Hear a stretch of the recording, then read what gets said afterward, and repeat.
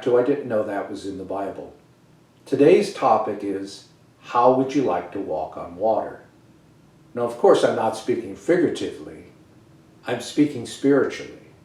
However, I'm sure if God did want us to walk on water, and we believed, then we'd be able to do so.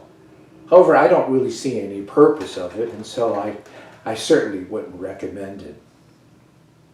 Now, what is really being talked about here, and it's really the topic of this whole lesson, is the idea of faith and prayer, and how important it is in our lives, because maybe it's not water that we want to walk on, but it may be some sort of trouble, some sort of tribulation that may be in our lives that we need God to intercede for us.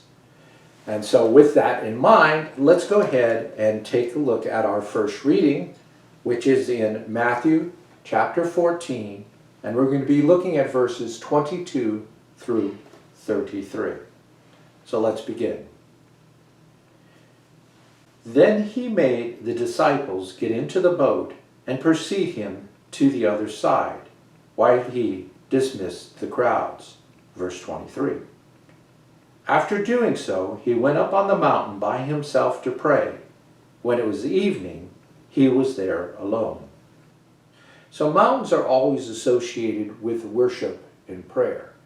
We've seen this both in the Old and the New Testament. In the Old Testament, of course, Moses went up the mountain and received the Ten Commandments and spoke to God there. And then we had the apostles going up with Jesus and onto a mount, and they had the transfiguration where God spoke and said, "This is my beloved Son." So whenever we want to be in communication with God, then at least in these two instances, of course, you went up to the mountain to pray. But we don't need to go up to a mountain today. I mean, we can pray anywhere, and that's the point here. Okay, let's continue on. Verse 24. Meanwhile, the boat, already a few miles offshore, was being tossed about by the waves, for the wind was against it. Now, whenever you talk about being tossed about by waves in a spiritual sense, we're really talking about the storms that are in our own lives. And these storms can cause a great deal of distraction through anxiety. And one of the first things that we should do at this time is we should then bring it to God. We should pray. But a lot of times we're so distracted and so distraught by what's going on that it's probably the last thing we do, which is a big mistake. Now, just to sort of emphasize this fact of the idea, what I wanted to do is I just wanted to go over to Luke 8:14. And this is entitled The Parable of the Sower Explained. But Jesus had just done this parable about the sowing of the seeds, which is the Word of God. But you could also associate it with the fact that the Word brings about faith, and faith is important in our lives. And so what are some of the things that causes us, based on these examples, to either receive the Word or to reject it? And in most cases, he talks about those that have been rejected, but then he finds at the very end, when the soil is rich, and that indeed it does yield. However, in this case, and this sort of relates to what we're studying here, let's take a look at verse 14, and it reads, "As for the seed that fell among thorns, they are the ones who have heard, but as they go along, they are choked by the anxieties and riches and pleasures of life, and they fail to produce mature fruit." So certainly, with whatever anxieties that come about in life, whether it's financial, whether it is physical, whether it's just some sort of insecurity because of the way the world is going along, it is based upon this that Christ is really trying to tell you that it's important that that seed not get choked off by it, but instead reach that good soil that produces. And so it's important, extremely important, that we always stay focused And we need to be focused on God, and the best way to be focused on Him is through prayer. And not only prayer, but faith in that prayer as well too. And so, okay, so that's the point I want to make there.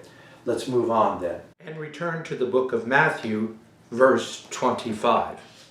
And it reads, "During the fourth watch of the night, he came toward them, walking on the sea."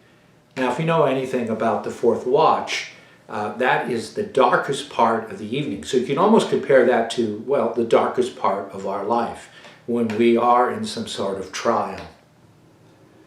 Verse 26. "When the disciples saw him walking on the sea, they were terrified. 'It's a ghost,' they said, and they cried out in fear." Now, the one thing is they didn't recognize him. And why didn't they recognize him? Well, a lot of it has to do that they weren't focused on the fact that it was Christ, that they needed to keep their eyes focused on him. Verse 27. "At once Jesus spoke to them. 'Take courage, it is I, do not be afraid.'" And we shouldn't be afraid. We should never be afraid, because God is our Father, and He promises to protect us. And so whatever situation we come to, we need to go to Him in prayer and pray in confidence. Verse 28.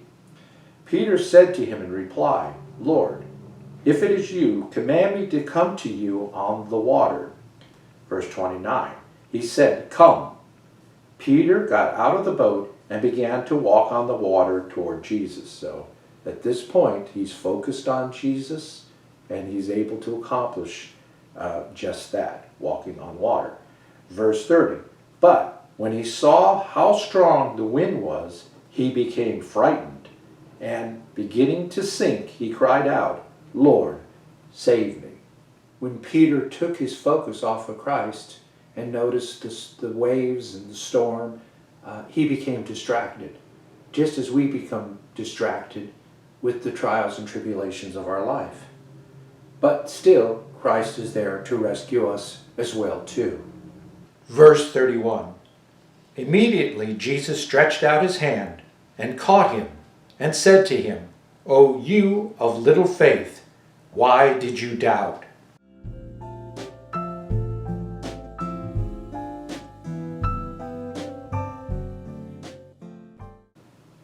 And so again, this incident really reminds us that we always need to keep the focus. Verse 32. "After they got into the boat, the wind died down." Verse 33. "Those who were in the boat did him homage, saying, 'Truly, you are the Son of God.'" So, if you want to be able to walk on water, this in the spiritual sense, the secret is this: to always keep your eyes trained on Christ. Okay, so that's our message for today. I hope you enjoyed it. And again, I ask that you please give a thumbs up. I also ask that you subscribe and hit that notification bell. Again, it costs you nothing. It's free, but it certainly helps benefit this ministry because it brings attention to others, and hopefully our numbers will grow.